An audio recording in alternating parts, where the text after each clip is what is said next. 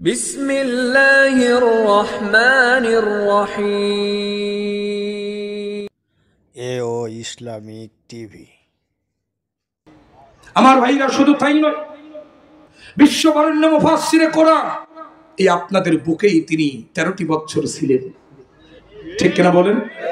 আমার দিনী ভাইয়েরা, আজকে তাফসীরুল কোরআন মাহফিল লিখেছেন। আমি একটা কথা স্পষ্ট বলে যাই, আলেম ওলামারা আমার সাথে স্বীকার করবেন, মুরব্বীরা স্বীকার করবেন, বাংলাদেশে সর্বপ্রথম তাফসীরুল কোরআন মাহফিল শুরু করেছিলেন যিনি, আল্লামা দেলোয়ার হোসাইন সাঈদী রাহিমাহুল্লাহ। তিনি কথা বলেন, কথা বলেন। এ বাংলা জমিনে তাফসীর মাহফিল ছিল না, ওয়াজ মাহফিল, ইসালে সওয়াব, আমার ভাইরা মিলাদ মাহফিল, সিরাত মাহফিল, সর্বপ্রথম বাংলাদেশে তাফসীরুল কোরআন মাহফিল শুরু করেছিলেন যিনি, আল্লামা দেলোয়ার হোসাইন সাঈদী রাহিমাহুল্লাহ। তিনি তাফসীরুল কোরআন বিল কোরআন, কোরআনের আয়াত দিয়ে কোরআনের আয়াতের তাফসীর করতে হয় কিভাবে, কত প্রকার কি কি তিনি দেখায় গিয়েছেন। কথা বলেন ঠিক না ঠিক? আমার দিনী ভাইয়েরা, তিনি যখন শাহাদাত বরণ করলেন তার আগে তিনি তার পরিবারের কাছে একটা ওসিয়ত করেছিলেন যে আমি যখন মারা যাব, আমার কবরটা আমার প্রতিষ্ঠিত খুলনা দারুল কোরআন সিদ্দিকিয়া কামিল মাদ্রাসা চত্বর, যেখানে জায়গা এখনো পর্যন্ত খালি আছে, জায়গাটা আমি দেখেছি, ওইখানে আমার কবরটা দিও। আমার দিনী ভাইয়েরা, যখন তিনি শাহাদাত বরণ করলেন 2023 সালের 14 আগস্ট রাত 8:40 খুলনায়, সেই সময় তৎকালীন সরকারের 5টা গোলামেরা ওরা আন্দোলন শুরু করলো যে অন্তত খুলনার মাটিতে কুখ্যাত রাজাকার সাঈদীর কবর আমরা হতে দেব না। আরো জোরে বললেন না নাউজুবিল্লাহ। আমার দিনী ভাইয়েরা, খুলনায় তার দাফন হয় নাই, দাফন হয়েছে পিরোজপুরের মাটিতে। সেই দাফনে, সেই জানাজায় আমি উপস্থিত ছিলাম। আমার ভাইরা, ওদিকে যাব না। আপনাদের কাছে একটা প্রশ্ন করি, বলুন তো, একটা মানুষ, আপনার শত্রুতা তার সাথে অনেক থাকতে পারে, মারা যাওয়ার পরে কিসের শত্রুতা? আমার দিনী ভাইরা, একটা মানুষ মারা যাওয়ার পরে তার কবরের জন্য কতটুকু জায়গা লাগে?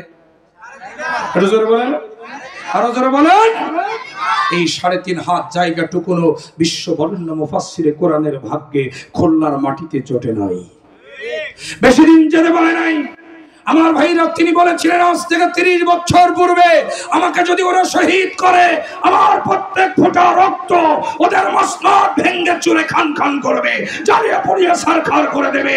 আমার ভাইরা, যারা আল্লামা সাঈদীর জন্য খুলনার মাটিতে 3.5 হাত জায়গা দেয় নাই, ওটা 56,000 বর্গ মাইলের প্রত্যেক ইঞ্চি জমিন তাদের জন্য হারাম ঘোষণা করে আল্লাহ একটা ফ্রি কিক দিয়া মামু বাড়ি দিল্লি পাঠাই দিয়েছে।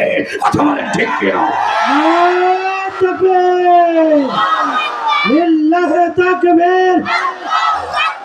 আলেম ওলামার শত্রুরা নাস্তিকদের আস্তানা, বেঈমানদের আস্তানা।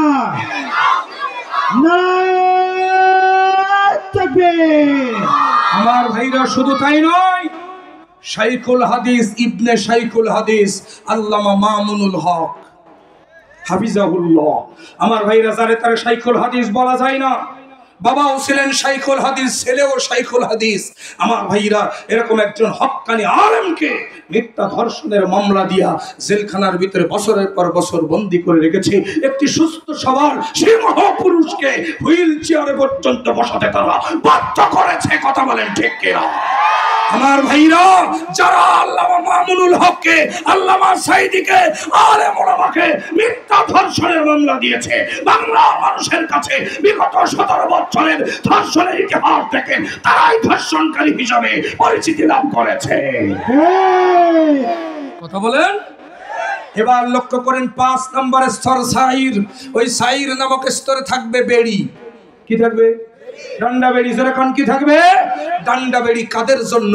ইন্না আ'তাদনা লিল কাফিরিনা, কাফেরদের জন্য, যারা আমার দিনকে অস্বীকার করেছে, যারা আমার ইসলামকে অস্বীকার করেছে, ইসলামী আন্দোলনকে অস্বীকার করেছে, আলেম ওলামার সাথে বেয়াদবি করেছে। আজকের বিদেশের মাটিতে পালিয়ে বাঁচতে পারবে, হয়তো আইনের ফাঁক ফকর দিয়ে তোমরা বেঁচে যাবে, কেউ তোমাদেরকে ধরতে পারবে না, কিন্তু in the day of judgement, কিয়ামতের কঠিন বিপর্যস্ত ময়দানে আল্লাহ হবেন যেদিন প্রধান বিচারপতি, তোমরা হবে আসামি। বাদী হবে আল্লামা মামুনুল হক, বাদী হবে আল্লামা সাঈদী, বাদী হবে শহীদ মীর মুগ্ধ, বাদী হবে শহীদ আবু সাঈদ। সেদিন জাহান্নামের বেড়ি থেকে পৃথিবীর কেউ তোমাদের বাঁচাতে পারবে না, পারবে না। বেঈমানদের আস্তানা, নাস্তিকদের আস্তানা, আলেম ওলামার শত্রুরা, ইসলামের শত্রুরা। আমার ভাইরা কষ্ট হচ্ছে না তো আপনাদের? আমার দিনী ভাইয়েরা গভীর মনোযোগ দিবেন। 5 নম্বরের স্তর সাঈর, যেখানে থাকবে ডান্ডা বেড়ি। এবার লক্ষ্য করুন, 6 নম্বর স্তরের নাম হলো সাকর। 6 নম্বর স্তর কি? আরো জোরে বলুন। 6 নম্বর স্তরের নাম হলো সাকর। সাকর নামক জাহান্নামের পরিচয় আল্লাহ রাব্বুল আলামিন তুলে ধরছেন সূরা মুদ্দাসসির 26 থেকে 29 নম্বর আয়াত। আল্লাহ রাব্বুল আলামিন বলেন, সাউসলিহি সাকর ওয়া মা আদরাকা মা সাকর লা তুবকি ওয়া লা নাদার লাওয়াহাতুল লিল বাশার। চিৎকার দিয়ে বলুন আল্লাহু আকবার। আল্লাহ রাব্বুল আলামিন বলেন, ওগো আমার হাবিব, 6 নম্বর স্তর কথা সাকর নামক জাহান্নামটা আমি আল্লাহ রাব্বুল আলামিন তৈরি করে রেখেছি কাফেরদের জন্য, অপরাধীদের জন্য। যেখানে যদি একবার কেউ প্রবেশ করে, একবার কেউ ঢোকে, আযাব যেটা শুরু হবে, ওই আযাবটা শুধু বাড়তেই থাকবে, বাড়তেই থাকবে, বাড়তেই থাকবে। আযাব আর কমবে না, শুধু আযাবের তীব্রতা বাড়তেই থাকবে, বাড়তে বাড়তে বাড়তে বাড়তে এমন একটা পর্যায়ে চলে যাবে তাদের গোশতগুলো, চামড়াগুলো ঝলসে যাবে। যেরকম নাউজুবিল্লাহ। আমার দিনী ভাইরা এবার লক্ষ্য করুন, 7 নম্বর স্তরের নাম হলো হাবিয়া। 7 নম্বর স্তর কি? আরো জোরে বলুন। আমার ভাইরা অন্য 6টি স্তরের নাম না শুনলেও আমরা 7 নম্বর স্তর তথা হাবিয়া নামক স্তরের নাম সবাই শুনেছি, ঠিক কিনা বলেন? আরো জোরে কোন ঠিক কিনা? আমার দিনী ভাইয়ারা, এই হাবিয়া নামক স্তরের পরিচয় আল্লাহ রাব্বুল আলামিন তুলে ধরছেন সূরা করিয়ার 8 থেকে 11 নম্বর আয়াত। যারা জানেন তারা পড়ুন আমার সঙ্গে।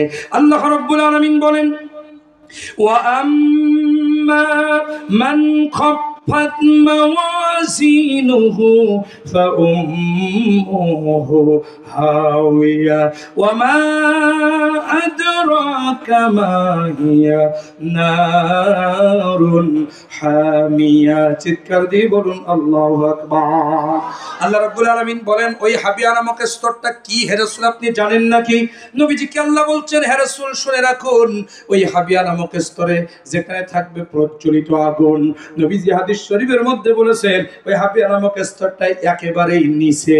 আর বাকি 6টা স্তর, যে 6টি স্তরের কথা আগে বর্ণনা করলাম, ওই 6টি স্তর দিয়ে হাবিয়া নামক স্তরকে চাপা দিয়ে রাখা হয়েছে। কিন্তু হাবিয়া নামক স্তরটা এত বেশি গর্জন দেয়, এত বেশি প্রখরতা, তীব্রতা দেখায়, ওই 6টি স্তর স্বয়ং আল্লাহ রাব্বুল আলামিনের কাছে হাবিয়া নামক স্তর থেকে পানা চাই, মাপ চাই। এবার চিন্তা করুন হাবিয়া নামক জাহান্নামটা কত ভয়ানক, কত কঠিন। এই 7টি স্তর আল্লাহ রাব্বুল আলামিন তৈরি করে রেখেছেন আযাব দেওয়ার জন্য। আমার দিনী ভাইয়েরা, তাহলে আমরা জাহান্নামের পরিচয় জানলাম। এবার বলুন, কে কোন স্তরে যেতে চান? হ্যাঁ, 1 নম্বরে। তাহলে 7 যাবেন না? কেউ যাবেন না? এবার আওয়াজ করে বলুন, আমাদের জীবনে গুনাহ আছে না নাই? আরো জোরে বলতে হবে, গুনাহ আছে না নাই? কম না বেশি? আমি তো মনে করি আমরা যে গুনাহ করেছি, এই গুনাহগুলি যদি আল্লাহ রাব্বুল আলামিন গোপন না করে একটা সাইনবোর্ডের মধ্যে লিখে আমাদের যার যার পিঠের মধ্যে ঝুলিয়ে দিতেন, মানুষ তো দূরে থাক, এই সমাজের একটা কুকুর পর্যন্ত আমাদেরকে মানুষ হিসাবে গ্রহণ করতো না। আরো যারা বলেন ঠিক কিনা? পৃথিবীর কেউ না জানুক, আপনি জানেন আপনি কত গুনাহ করেছেন, আমি জানি আমি কত গুনাহ করেছি। ক্ষমা চাইতে হবে কার কাছে? আরো জোরে বলেন, কার কাছে? পৃথিবী না জানো আমি তো জানি, আমি কি পাপ করেছি, হায় আমার পাপের করলে বিচার, বাঁচার আমার নাই উপায়, দয়াময় তুমি মাফ করো আমায়, মাফ করো আমায়, মাফ করো আমায়। জোরে বলেন আমিন। আরো জোরে বলুন আমিন। একটু জিকির করুন, লা ইলাহা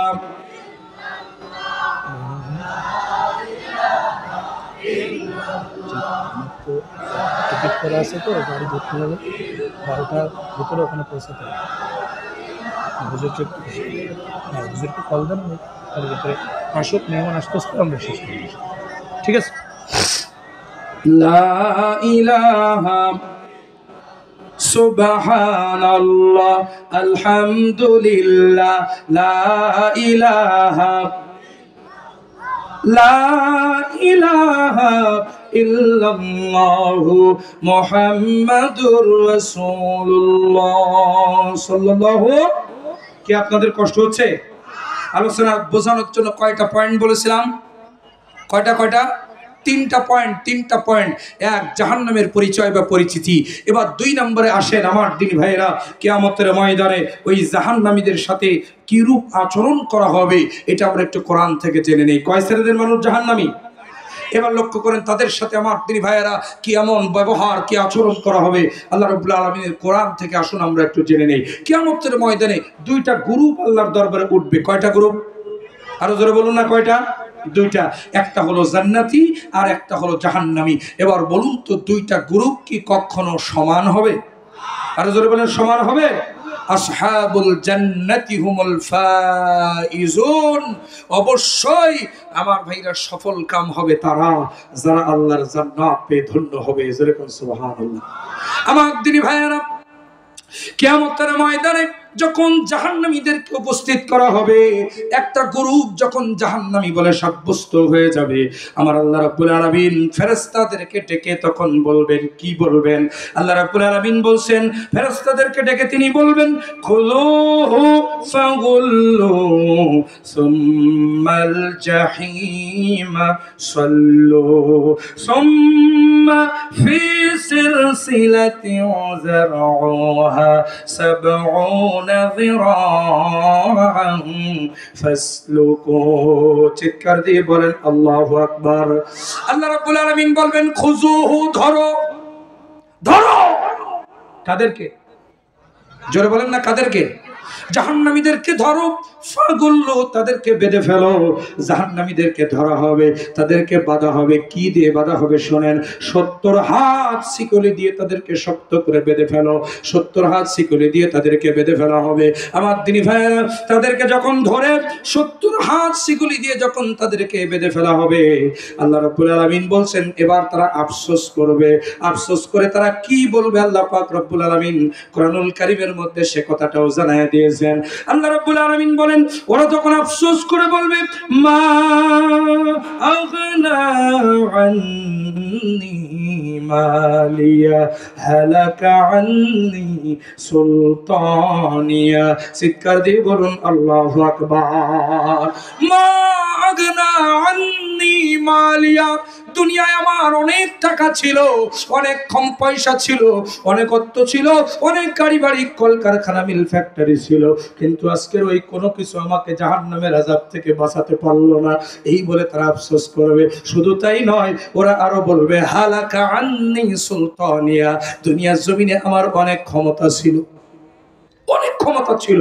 ক্ষমতার বাহাদুরিতে মানুষের নামে মিথ্যা মামলা দিয়েছি, ক্ষমতার বাহাদুরিতে মানুষের নামে মিথ্যা মামলা দিয়ে কারাগারে দিয়েছি, বছরের পর বছর কারাগারের মধ্যে মিথ্যা মামলায় পচায় মেরেছি। ক্ষমতার বাহাদুরিতে মানুষের দিনের আমানত রাতে মেরে নিছি। কতক্ষণ। শুধু তাই নয়, ক্ষমতার বাহাদুরিতে যখন হাঁটতাম জমিনের উপরে, থরথর করে যেন জমিনটা কেঁপে উঠত। আজকের সেই ক্ষমতা আমার কোনো কাজে আসলো না। এই বলে তারা আফসোস করতে থাকবে। আল্লাহু আকবার বলে। আমার দিনী ভাইয়েরা, আল্লাহ রাব্বুল আলামিন বলবেন ওদের কোনো আফসোস গ্রহণ করা হবে না, ওদের কোনো কথা আজকের গ্রহণ করা হবে না, ওদেরকে জাহান্নামের দিকে নিয়ে যাও। এবার আল্লাহ রাব্বুল আলামিনের ফেরেশতারা কি করবে? আল্লাহ পাক রব্বুল আলামিন সূরা আমার ভাইরা, আল্লাহ পাক রব্বুল আলামিন সূরা জুমারের 71 নম্বর আয়াতে কারিমার মধ্যে আল্লাহ সুন্দর করে বলছেন, ওয়াসিকাল্লাযীনা কাফারু ইলা জাহান্নামা যুমারা। চিৎকার দিয়ে বলেন আল্লাহু আকবার।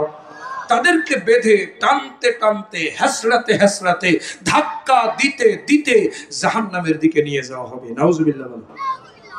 জাহান্নামের দ্বার প্রান্তে যখন তাদের নিয়ে যাওয়া হবে, জাহান্নামের দ্বার প্রান্তে যখন তাদেরকে উপস্থিত করা হবে তখন কি হবে আল্লাহ রাব্বুল আলামিন বলছেন হাত্তা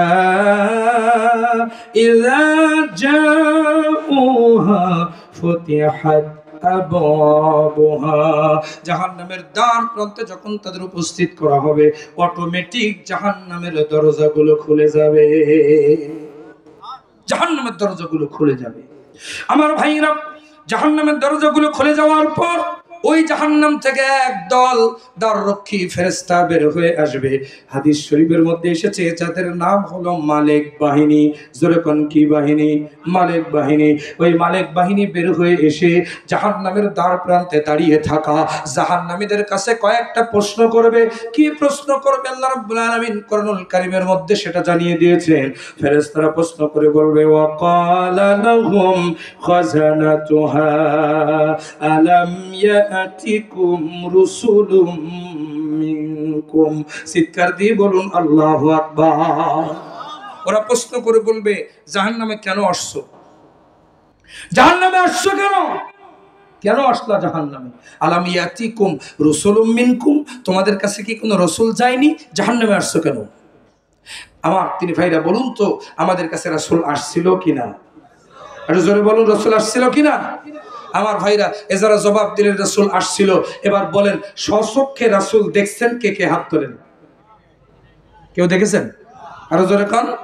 এই যে বললেন আসছিল, আমার তিনি ভাইরা এই চালাকিটাই জাহান্নামের সামনে দাঁড়িয়ে থাকা জাহান্নামীরা সেদিন করবে। ওরা বলবে আল্লাহ আমাদের কাছে কোনো রাসূল চাই নাই, যদি যাইতো তাহলে তো আমরা দেখতে পেতাম, আমরা যেহেতু দেখতে পাই নাই তার মানে আমাদের কাছে কোনো রাসূল যাই নাই। নাউজুবিল্লাহ বলবেন। আমার তিনি ভাইরা জাহান্নামীরা এই চালাকিটা করবে, এটা আল্লাহ রাব্বুল আলামিন অনেক আগেই জানেন। এজন্য আল্লাহ রাব্বুল আলামিন পবিত্র কোরআনুল কারীমের মধ্যে জানিয়ে দিয়েছেন ওরা যখন এই কথা বলবে তখন ফেরেশতারা আরেকখানা প্রশ্ন করবে। সেই প্রশ্নটা হচ্ছে ইয়াতলুনা আলাইকুম আয়াতি রাব্বিকুম। বুঝলাম তোমাদের কাছে কোনো রাসূল যায় নাই, কিন্তু তোমাদের কাছে কোরআনুল কারীমের আয়াতের ব্যাখ্যা বিশ্লেষণ তাফসীর করে বোঝানোর মতো কোনো ওলি আউলিয়া গাউস কুতুব পীর মাশায়েখ, কোনো হাফেজ, কোনো মাওলানা, কোনো মুফতি, কোনো মুফাসসির মুহাদ্দিস কি তোমাদের কাছে যায় নাই? জাহান্নামে আসছো কেন? এবার বলেন আপনারা কি জবাব দিবেন? আপনারা যদি বলেন যে না আমাদের কাছে কোনো হুজুর যায় নাই, আর আমরা যদি ওই মজলিসে থাকি, আমরা বলবো আল্লাহ আমরা গিয়েছিলাম, সতর্ক করেছিলাম, কিন্তু তোমার বান্দারা সে কথাগুলো আমল করে নাই। ঠিক কিনা বলেন? আমার তিনি ভাইয়েরা ফেরেশতারা আরেকখানা প্রশ্ন করবেন। প্রশ্ন করে ফেরেশতারা একেবারে প্যারেক করে দিবে। আমার তিনি ভাইয়েরা সেই প্রশ্নটা কি আল্লাহ রাব্বুল আলামিন বলছেন ওয়া ইউনযিরুনাকুম লিকা ইয়াউমিকুম হাযা। চিৎকার দিয়ে বলেন আল্লাহু আকবার। আল্লাহ রাব্বুল আলামিনের ফেরেশতারা বলবে তোমাদেরকে এই কিয়ামতের দিন সম্পর্কে সচেতন করার মতো কোন ব্যক্তি কি তোমাদের কাছে যায় নাই? জাহান্নামে আসলা কেন? তখন ওরা জবাব দিয়ে বলবে ক্বালু বালা, হ্যাঁ অবশ্যই গিয়েছিল, কিন্তু আমরা তাদের কথাগুলো শুনি নাই, তাদের কথাগুলো মানি নাই। আমার আল্লাহ রাব্বুল আলামিন তখন ডাক দিয়ে বলবেন ওয়ালাকিন, পড়েন সবাই, ওয়ালাকিন হাক্কাত কালিমাতুল আযাবি আলাল কাফিরিন। ওদের কোনো সাক্ষ্য, ওদের কোনো কথা, ওদের কোনো বক্তব্য আজকে ওদেরকে জাহান্নাম থেকে বাঁচাতে পারবে না। ঢোকাও জাহান্নামের মধ্যে, নিয়ে যাও জাহান্নামে। এবার কি করা হবে? আল্লাহ রাব্বুল আলামিন বলেন কিলা দুখুলু আবওয়াবা জাহান্নামা খালিদিনা ফিহা। হ্যাঁ, এদেরকে জাহান্নামের মধ্যে তিনটা কথা আল্লাহ বললেন। এক, কিলা দুখুলু, ওদেরকে জাহান্নামের মধ্যে ঢুকানো হবে। আবওয়াবা জাহান্নাম, জাহান্নামের দরজাগুলো বন্ধ করে দেওয়া হবে। খালিদিনা ফিহা, সেখানে তারা চিরস্থায়ী থাকবে। নাউজুবিল্লাহ বলবেন না? আরো দরকার নাউজুবিল্লাহ। কয় শ্রেণীর মানুষ? আরো দরকার কয় শ্রেণীর মানুষ? স্যার এবার লক্ষ্য করলে এবার কি হবে আমার ভাইয়ারা?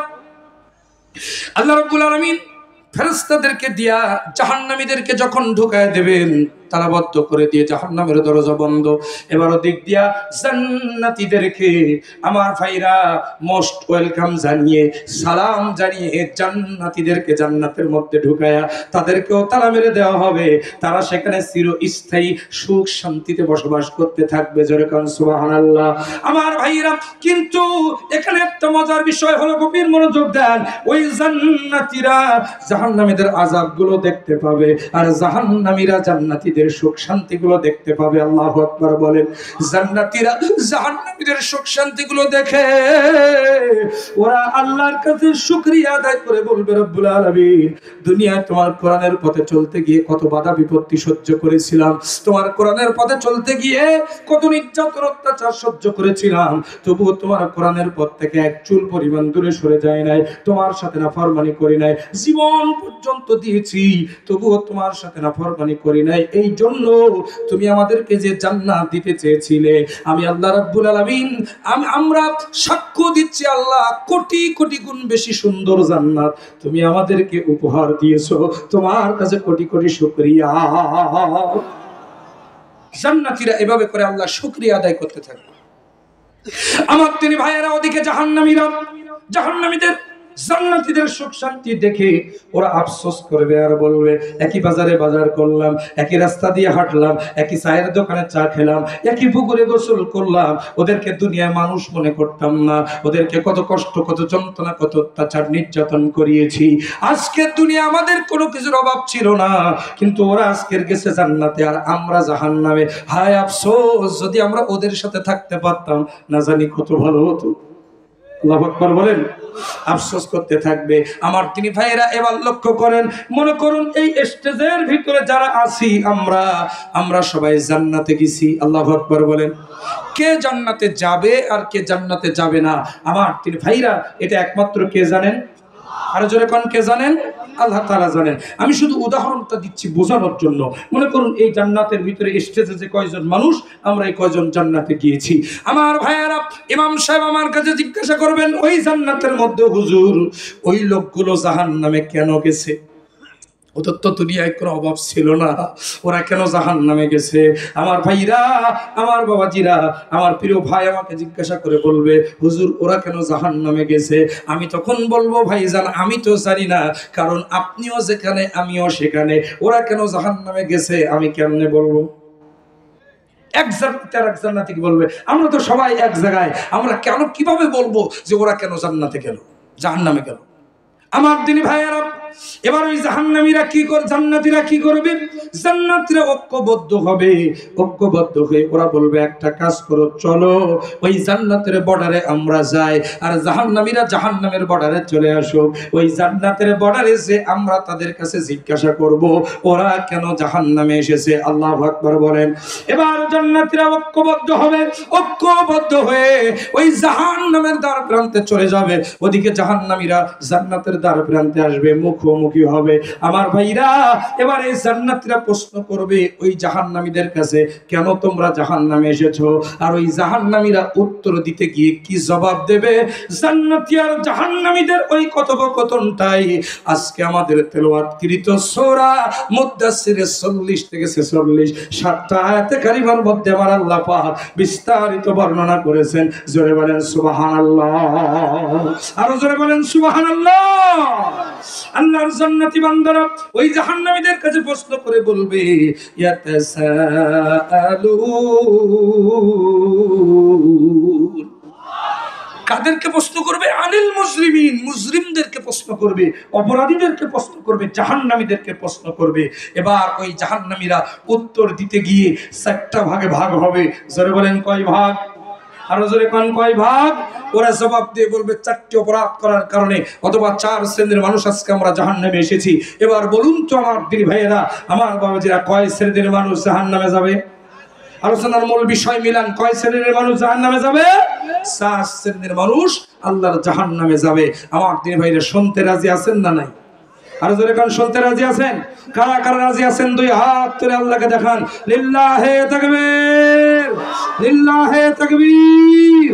হাত নামান একটু জিকির করুন, লা ইলাহা, জোরে লা ইলাহা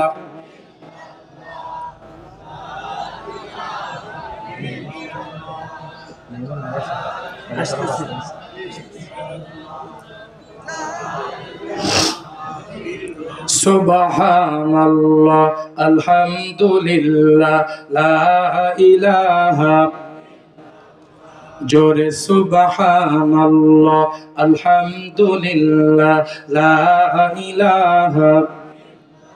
আমার দিদি ভাইরা, আমার বাবাজিরা, কষ্ট হচ্ছে আপনাদের? এক্ষুনি আমাদের প্রধান আকর্ষণ অর্থাৎ 28 ইঞ্চি না কত, 28 ঠিক আছে তো, 28 ইঞ্চি মেহমান আমার প্রিয় ভাই, কি যেন নাম, ওবায়দুল্লাহ বিন আফসারি সাহেব, তিনি অল্প কিছুক্ষণের ভিতরেই আমাদের মাঝে চলে আসবেন। আপনাদের মনে হয় কষ্ট হচ্ছে ভাইরা আমার আলোচনায়? কষ্ট হচ্ছে না তো আপনাদের? আমার দিন ভাইরা, কয় শ্রেণীর মানুষ জাহান্নামে যাবে? আরো জোরে কোন কয় শ্রেণী? 4 শ্রেণী। বলতে গেলে কিন্তু আরো 2 ঘন্টা লাগবে। তাও শুনবেন। আল্লাহ কবুল করুন, জোর বলেন আমিন। আমার ভাইরা, কোরআনের তাফসীর করে কিয়ামত পর্যন্ত কোন বক্তা কোন মুফাসসির শেষ করতে পারবে? এটা কোরআনের মুজিজা। আসেন আমি সংক্ষিপ্ত আকারে বলবো। আমার তিন ভাইরা, 4টি কারা কারা কোন কোন মানুষ আল্লাহর জাহান্নামে যাবে সংক্ষিপ্ত আকারে শুনে নেন। মেহমান আসলেই আমি শেষ করে দেবো। আমার তিনি ভাইয়েরা, আমার আগামীকাল মাহফিল আছে রংপুর, আমার জন্য আপনারা সকলে দোয়া করবেন। আমার তিনি ভাইয়েরা, আগামী 24 তারিখ আমার এই গাজীপুরে কোথায় জানি একটা মাহফিল আছে, আমি জানি না। আমার তিনি ভাইয়েরা, আমার জন্য আপনারা দোয়া করবেন না ইনশাল্লাহ? আরো যেরকম দোয়া করবেন না? আমার ভাইরা, 1 নম্বরে জাহান্নামে যাবে তারা। ওরা যখন, জান্নাতীরা যখন জিজ্ঞাসা করবে কেন তোমরা জাহান্নামে এসেছো, তখন ওই জাহান্নামের মধ্য থেকে 4 শ্রেণীর প্রথম শ্রেণীর জবাব দেবে, কলু, পড়েন সবাই, কলু লাম নাকু মিনাল মুসাল্লিন। কিয়ামতের ময়দানে ওরা জবাব দেবে, জাহান্নামীরা, যে দুনিয়ার জমিনে আমরা নামাজ পড়তাম না, বেনামাজি ছিলাম, এই জন্য আজকের জাহান্নামে এসেছি। আমার দিদি ভাইয়েরা, তার মানে এই পৃথিবীতে যারা বেনামাজি ছিল, কিয়ামতের ময়দানে ওরা যাবে 1 নম্বরে জাহান্নামে। এবার বলুন, আমরা কেউ জাহান্নামে যেতে চাই? যখন জাহান্নামে যেতে চাই, জাহান্নাম থেকে বেঁচে জান্নাতে যেতে চাই কারা কারা? 2 হাত তুলে আল্লাহকে দেখান, লিল্লাহি তাকবীর। যদি জাহান্নাম থেকে বাঁচতে চাই, 1 নাম্বার আমল হলো নামাজ পড়তে হবে 5 ওয়াক্ত। যখন ইনশাআল্লাহ। আমার ভাইরা, শুধু নিজে নামাজ পড়লে হবে না, নামাজ সমাজে এবং রাষ্ট্রে কায়েমের চেষ্টা করতে হবে। কথা বলেন ঠিক না ঠিক? আজকে যদি আমার দেশে নামাজ কায়েম থাকতো, এই গভীর রাতে আমাদের গলা ফাটিয়ে নামাজের ওয়াজ করা লাগতো না। আমার ভাইরা, ডক্টর মোহাম্মদ ইউনূস সাহেব যদি তিনি আজকের ক্ষমতার মসনদে বসে তিনি যদি ঘোষণা করতেন, আগামী ফজর থেকে যারা নামাজ আদায় করবে না তাদেরকে 500 টাকা করে, 5000 টাকা করে জরিমানা আর 1 সপ্তাহ করে জেল। আমার ভাইরা, এই আইন যদি চালু হয়ে যেত, আমার ভাইরা, 1 তলা মসজিদ 5 তলা হতে 1 মাস সময় লাগতো না। আরো জোরে বলেন, কথা ঠিক কিনা?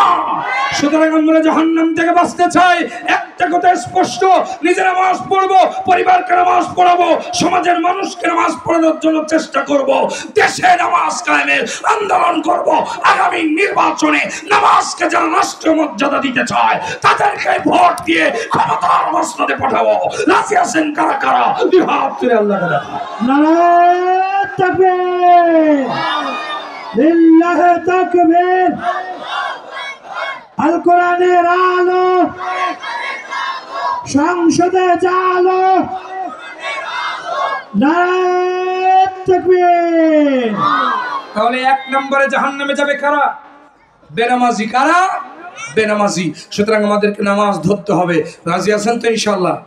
আজকে যদি নামাজ পড়বো এই সিদ্ধান্ত নিয়ে এই মাহফিল থেকে বাড়ি যেতে পারেন, আজকের এই মাহফিল সফল। ঠিক কিনা বলেন? আমার দুই ভাইয়েরা, এবার 2 নম্বরে ওরা জবাব দিয়ে বলবে, ওয়ালাম নাকুনু তুইমুল মিসকিন। দুনিয়ার জমিনে আমরা এতিম, অসহায়, দুস্থ, দারিদ্র মানুষের পাশে দাঁড়াতাম না, নিজেরা পেট পুরে খেয়ে ঘুমাতাম, আর বাড়ির পাশের প্রতিবেশী ক্ষুধার্ত অবস্থায় গরিব মানুষ না খেয়ে ঘুমিয়ে যেত, আমরা তাদেরকে খোঁজ খবর নিতাম না। এই জন্যই আজকের জাহান্নামে এসেছি।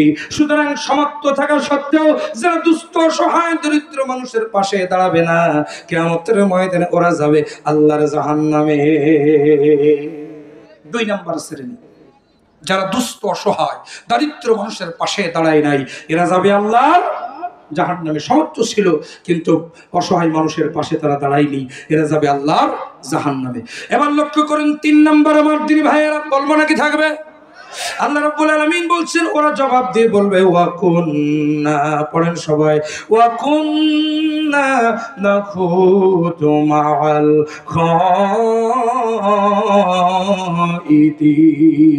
খাইদিন।